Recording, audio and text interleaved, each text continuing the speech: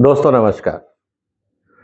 जब जस्टिस वर्मा के घर में नोटों में आग लगी और फायर ब्रिगेड के लोग वहां पहुंचे तो उनको भी ये देखकर इतना ताज्जुब हुआ कि एक फायर ब्रिगेड के कर्मचारी से के मुंह से ये निकल गया कि महात्मा गांधी में आग लग गई।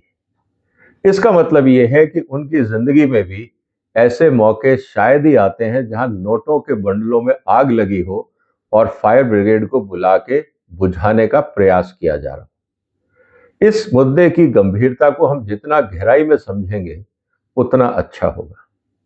लेकिन यह सिर्फ मुद्दा एक एक्सीडेंट का नहीं है, यह एक आपदा है। यह आपदा सिर्फ एक जज की नहीं है, यह पूरे जुडिशियल सिस्टम पे एक आपदा है। और उस पे सिर्फ भारत में ही चिंता नहीं है, पूरी दुनिया भी भारत की जुडिशरी और लीगल सिस्टम के बारे में क्या सोचती है वो इस रिपोर्ट में मैं आपको दिखाने वाला।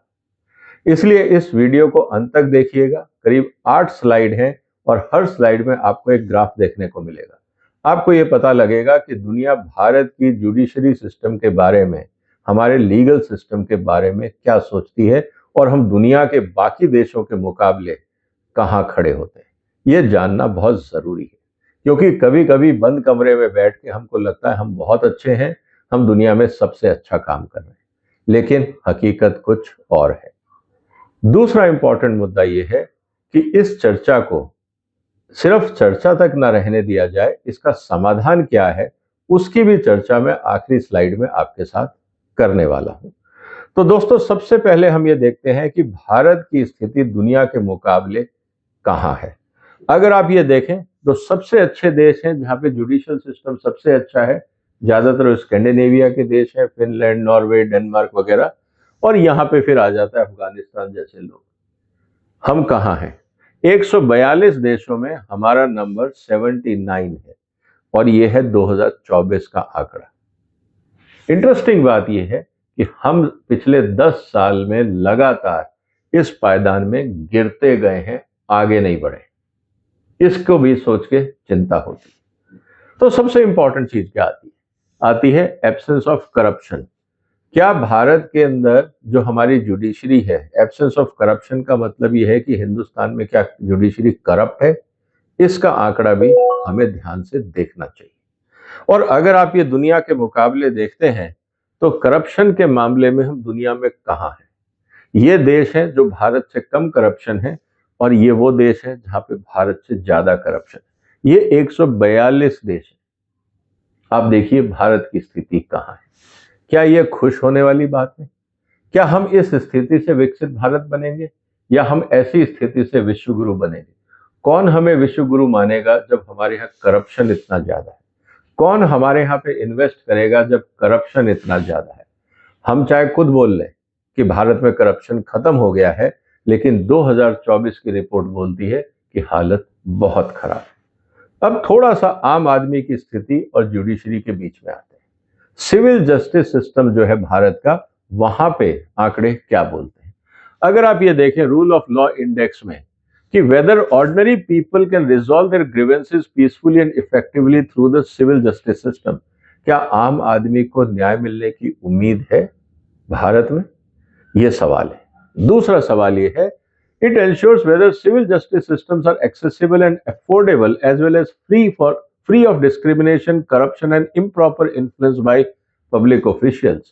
क्या सिस्टम पारदर्शी है? क्या करप्शन के फ्री है? इन्फ्लुएंस में तो नहीं है। हम कहते हैं जुडिशरी पे कोई दबाव नहीं है। यह हमारा कहना है। दुनिया क्या सोचती है वो आने वाली स्लाइड में मैं आपको दिखाने वाला। It examines whether court proceedings are conducted without unreasonable delay or whether decisions are enforced effectively। क्या तारीख पे तारीख चलती है या फैसले लिए जाते हैं? दुनिया भारत के जस्टिस सिस्टम के बारे में क्या सोचती है हम तो जानते ही हैं। हमारे यहाँ तारीख पे तारीख चलती है, डिसीजन हो जाता है तो कुछ सुनता नहीं है, एनफोर्समेंट नहीं होता, फिर कंटेम्प्ट ऑफ कोर्ट के लिए जाना पड़ता है। यह है भारत की स्थिति, जो हमारा एक्सपीरियंस है। दुनिया क्या बोलती है वो मैं आपको दिखाने वाला हूँ। It also measures the accessibility, impartiality and effectiveness of alternate dispute resolution and mechanism. चलिए, कोर्ट प्रोसीजर में लंबा टाइम लगता है, प्रोसीजर है, सिस्टम्स हैं, गाइडलाइंस हैं, लेकिन आर्बिट्रेशन, मीडिएशन की क्या स्थिति है उसके बारे में भी हम समझेंगे कि वास्तव में अगर कोर्ट में भीड़ है तो अल्टरनेट सिस्टम है, ताकि टाइम मिले, टाइम पे जस्टिस मिले, लोग सुखी से रह सकें। स्थिति अब हम आगे देखते हैं। सिविल जस्टिस सिस्टम अगर हम देखें दुनिया के 142 देशों में, तो भारत का नंबर आता है 107वां। अब मुझे एक बात बताइए दोस्तों, 107 देश में 106 देश ऐसे हैं जो हमसे अच्छा काम कर रहे हैं 142 में से। हमारे पीछे कौन है आप अंदाज लगा सकते हैं? अफगानिस्तान, सोमालिया, जहां पे मारकाट मची हुई है, अराजकता है, लॉलेसनेस है, वेनेजुएला, जो बैंकरप्ट देश है, वो नंबर यहां आता है। हमारे से नीचे बस वही रह गए, बाकी सारे हमसे आगे हैं। इसीलिए मैंने ये रेफरेंस कोट किया है। अब एक एक करके इन मुद्दों को समझते हैं। People can access and afford civil justice, 142 में से हमारा नंबर है 122, मतलब आम आदमी को भारत में न्याय मिलने की उम्मीद नहीं है। यह दुनिया का सर्वे कहता है कंपेरेटिव टू बाकी जो देश हैं उनसे। और हम यहां बोलते हैं हमारे यहां लीगल सिस्टम है। कौन चला रहा है, कौन इंचार्ज है? क्या वो ये आंकड़े नहीं देखते कि हम 142 में से 122वें देश में? हम हंगर इंडेक्स की बात करते हैं, हम ट्रांसपेरेंसी इंडेक्स की बात करते हैं, अभी थोड़े दिन पहले हमने हैप्पीनेस इंडेक्स की बात करी। जस्टिस इंडेक्स में तो हमारा हाल उससे भी खराब है। ये स्थिति है भारत के जस्टिस सिस्टम की कि हम दुनिया के सबसे खराब देशों की गिनती में शामिल हुए हैं। Justice is free of discrimination, 142 में से 121वां नंबर हमारा आता है। इसका मतलब फेयर ट्रीटमेंट की उम्मीद नहीं है। भारतीय जस्टिस सिस्टम, हमारी जो न्याय प्रणाली है, उसमें आप पारदर्शिता या फेयरनेस की उम्मीद नहीं कर सकते। इसीलिए आम आदमी का विश्वास उठ जाता है और वो फिर सड़कों पे ही न्याय करने के लिए निकल चलते हैं। मारकाट होती है, लूटपाट होती है और बदला लेने की भावना से एक दूसरे की हत्या भी कर दी जाती है। क्यों? उनको उम्मीद ही नहीं है कि न्यायालय में उनको न्याय मिलेगा। ये स्थिति सिर्फ हम नहीं कह रहे हैं, दुनिया के सर्वे के हिसाब से हम कहां हैं। अब आगे देखते हैं, civil justice is free of corruption. क्या हमारा जुडिशियल सिस्टम करप्शन फ्री है? अभी तो एक केस सामने आए, गांधी जी जलते हुए तो अभी एक जज के घर में दिखे हैं। क्या हम ये मान लें कि ये एकमात्र केस है पूरे देश में? अगर ऐसा है तो सारे बड़े वकील चुप क्यों हैं? जो मोटी मोटी फीस लेते हैं उन्होंने क्रिटिसाइज क्यों नहीं किया कि साहब ये करप्शन बहुत खराब चीज है, इसको तुरंत इसको रोकने में कार्रवाई होनी चाहिए? सब खामोश है। इसका मतलब उनको पता है कि ये एक्सेप्शन नहीं है और बहुत कुछ है। अब सवाल इस बात का है कि प्रूफ कहां है? अभी तो एक प्रूफ मिला है, एक एविडेंस मिला है, उसने पूरे देश को विचलित कर दिया। जिस दिन सारे प्रूफ सामने आ जाएंगे तो जनता सड़कों पे आ जाएगी। कौन संभाल रहा है जस्टिस सिस्टम को? कहने को तो हम बहुत बड़ी बात कर रहे हैं, लेकिन भारत में सिर्फ हमारा एक्सपीरियंस नहीं है, दुनिया भी जब सर्वे करती है तो ये कहती है हम 142 में से 82 नंबर पे हैं। हमारे यहाँ करप्शन दुनिया के जो अच्छे देश हैं उनसे बहुत ज्यादा है, और हमारी गिनती उन खराब देशों में होती है जहां करप्शन बहुत ज्यादा है। अगला सिस्टम आता है, civil justice is free of improper government influence. यहां पे हम ये कह सकते हैं कि चलिए थोड़ा सा हमारा जो आंकड़ा है वो सुधरा हुआ दिख रहा है कि भाई सरकारी इंटरफियरेंस कम है। अब आप कह सकते हैं कि ईडी सीबीआई सरकार के कब्जे में है। भूतपूर्व जो चीफ जस्टिस थे उन्होंने कहा कि मेरे पे तो कभी सरकार ने दबाव नहीं डाला, लेकिन हो सकता है लोअर जुडिशरी पे पड़ता हो, हाई कोर्ट से पड़ता हो, किसी खास जज पे पड़ता हो, किन्हीं खास मुद्दों पे पड़ता हो, हर मुद्दे पे इन्फ्लुएंस नहीं होता हो, ये हो सकता है। लेकिन स्थिति ये है कि फिर भी स्थिति काफी नाजुक है, काफी ज्यादा इन्फ्लुएंस है, चाहे हम एक्सेप्ट करें या ना करें। अब सवाल ये आता है कि क्या civil justice system is not subject to unreasonable delay? 142 में से 131, पूरी दुनिया कहती है भारत में न्याय मिलने की कोई उम्मीद नहीं है, टाइम पे तो उम्मीद ही नहीं है। हम 142 में से 131वें स्थान पे आते हैं। ये है हमारे यहाँ। हम दुनिया के सबसे खराब देशों में, हमारे शायद हो सकता है कि जो बिल्कुल ही गरीब देश हो, बिल्कुल दिवालिया निकले हुए देश हो, वहां पे भी शायद लोगों को न्याय मिल जाए, लेकिन भारत में न्याय मिलने की उम्मीद नहीं है। और उसके बाद हम बोलते हैं we have very efficient judiciary, हमारे यहाँ सब कुछ ठीक चल रहा है। ये स्थिति है दुनिया के मुकाबले भारत की।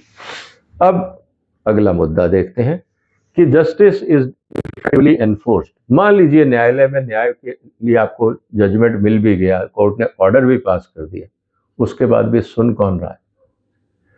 अपील के बाद अपील, डिले के बाद डिले, यही तो चल रहा है।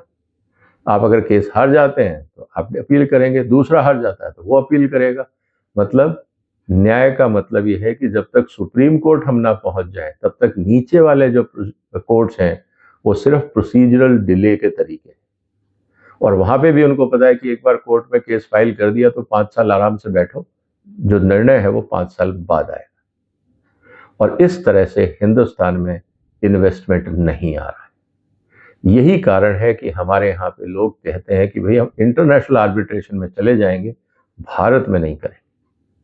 और भारत में आर्बिट्रेशन का क्या हाल है वो आपको मैं कभी और डिटेल में बताऊंगा कि सिचुएशन इतनी खराब हो जाती है कि पूरी दुनिया में जो आर्बिट्रेशन होता है वो स्पेशलिस्ट के माध्यम से होता है, वहां वो सब्जेक्ट स्पेशलिस्ट होते हैं आर्बिट्रेटर।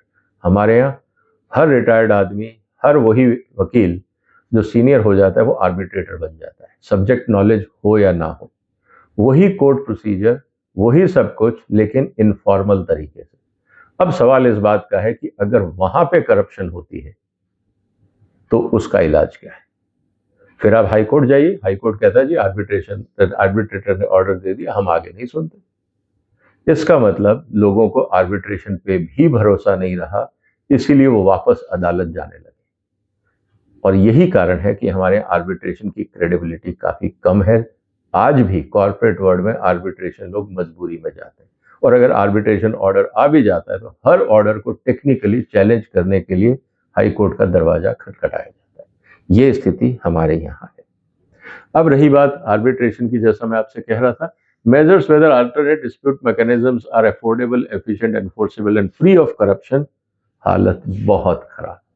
हमारे आर्बिट्रेशन सिस्टम पे भी दुनिया को भरोसा नहीं, इसलिए जितने भी आप इंटरनेशनल एग्रीमेंट देखेंगे उसमें आर्बिट्रेशन इंडिया नहीं होता है। इंडिया आर्बिट्रेशन सेंटर नहीं है, या तो सिंगापुर होगा, लंदन होगा, कहीं और होगा। हिंदुस्तान में आर्बिट्रेशन भी लोग नहीं कराना चाहते। अब ये स्थिति हमारे सामने। अब समस्या तो हो गई, अब समाधान क्या है इसको भी समझ लेते हैं। बहुत लंबा वीडियो हो जाएगा, इसलिए मैं आपको बहुत संक्षेप में बताऊंगा। मेरा यह मानना है कि भारत सरकार को इस मौके को खोना नहीं चाहिए। जब गांधी जी में आग लग ही गई है तो गांधी जी की इस कुर्बानी को बेकार नहीं जाने देना चाहिए, क्योंकि हिंदुस्तान की एक परंपरा रही है कि जब भी हमारे साथ कोई गलत होता है हम बड़ी अच्छा रेमेडियल मैकेनिज्म बनाने की कोशिश करते हैं। अब जुडिशरी में क्या हो सकता है ये मैं आपके सामने रख रहा हूं। पहला, हमारे यहाँ पे भारत सरकार ने बहुत सारी नेशनल यूनिवर्सिटीज बनाई, नेशनल लॉ यूनिवर्सिटी। उनको ये काम दे देना चाहिए कि अगले 2 महीने के अंदर, क्योंकि उनके पास लाइब्रेरी है, साधन है, एक्सपर्ट्स है, सब कुछ है, उनको टाइम लाइन दें, जैसे ट्रंप और एलन मस्क टाइम देते हैं ना, अनलिमिटेड कमेटीज नहीं बने, टाइम दे दें। 30 दिन में आप पूरी दुनिया को देखिए कि कहां पे अपॉइंटमेंट ऑफ जजेस की प्रैक्टिस सबसे अच्छी है, क्योंकि वो तो वहां के प्रोफेसर हैं, उन्होंने पढ़ा होगा। उन सारे डॉक्यूमेंट्स को कंपाइल करिए और एक डॉक्यूमेंट बनाइए, best practices for appointment of जजेस, उसको कंसोलिडेट करिए। Best practices in accountability of जजेस, best practices in transparency in judicial system, best practices in court to prevent conflict of interest, best practices post retirement obligations of judges, code of conduct for judges, guidelines to ensure timely judgments, then reducing cost of justice and other important issues। इस तरह के जो important topic है जो सरकार और judiciary, मेरा ये कहना है कि लॉ मंत्रालय को, चीफ जस्टिस और लॉ मिनिस्टर को साथ बैठ के इस तरह के करीब 10-15 पॉइंट आइडेंटिफाई करने चाहिए। नेशनल लॉ यूनिवर्सिटीज को कहना चाहिए कि आप 1 से 2 महीने में दुनिया में जहां आपको लगता है कि बेस्ट प्रैक्टिसेस हो रही हैं और लोगों को रिलीफ मिल रहा है, जस्टिस टाइम पे हो रहा है, आप उन बेस्ट प्रैक्टिसेस को डॉक्यूमेंट करिए। एक बार जब वो पेपर बन जाता है बेस पेपर डिस्कशन का, फिर आप उसको कंसोलिडेट करिए in the process of bar and bench. आप वो जो कंसोलिडेटेड पेपर है नेशनल लॉ यूनिवर्सिटीज का, अलग अलग टॉपिक्स पे, वो सारी बेंचेस को और बार्स को भेज दीजिए और उनसे कहिए कि अगले 30 दिन में आप उस पर कमेंट दे के वापस करें। कमेंट नहीं आया मतलब एक्सेप्टेबल है। कमेंट देने से पहले साथ में जस्टिफिकेशन देना होगा कि अगर आप डेविएट कर रहे हैं बेस्ट प्रैक्टिस से, तो जो आप सुझाव दे रहे हैं उससे देश में सिस्टम कैसे सुधरेगा। सिर्फ ये कहना कि नॉट एक्सेप्टेबल, इस जस्टिफिकेशन को तुरंत रिजेक्ट कर देना चाहिए। एक्सेप्टेबल है, बहुत अच्छी बात है। नॉट एक्सेप्टेबल है, अगर उसका जस्टिफिकेशन नहीं दिया विद प्रूफ एंड एविडेंस, ऐसे सुझावों को तुरंत निरस्त करके आगे बढ़ना चाहिए। उसके बाद make it open to public comment. जब वो कंसोलिडेटेड हो जाए पेपर, अगले 3 महीने के अंदर वो पेपर तैयार हो जाएंगे, उसको आप पब्लिक कमेंट में डाल दीजिए।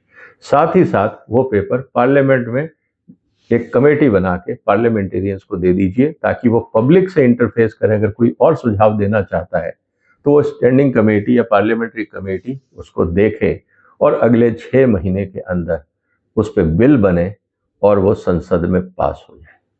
मुझे लगता है कि गांधी जी की इस कुर्बानी को हमें बेकार नहीं जाने देना चाहिए। और मोदी साहब तो अक्सर बोलते हैं कि आपदा में ही हम अवसर खोजेंगे। अब ये बहुत बड़ी आपदा है, हिंदुस्तान के जुडिशियल सिस्टम को सुधारने का एक मौका भी है। क्या मोदी सरकार और चीफ जस्टिस ऑफ इंडिया इस मौके का फायदा उठाएंगे या फिर इस अपॉर्चुनिटी को खो देंगे और देश वैसे ही परेशान और तरसता रह जाएगा? आपको क्या लगता है दोस्तों? क्या सुधार होगा? आपको उम्मीद है? और अगर उम्मीद है तो लिखिए, अगर उम्मीद नहीं है तो क्यों नहीं है, रीजन भी लिखिए। इस वीडियो को शेयर करिए, इस चैनल को सपोर्ट करिए, सब्सक्राइब करिए। फिर मुलाकात होगी एक और महत्वपूर्ण मुद्दे के साथ। तब तक अपना ध्यान रखिएगा। फिलहाल वंदे मातरम।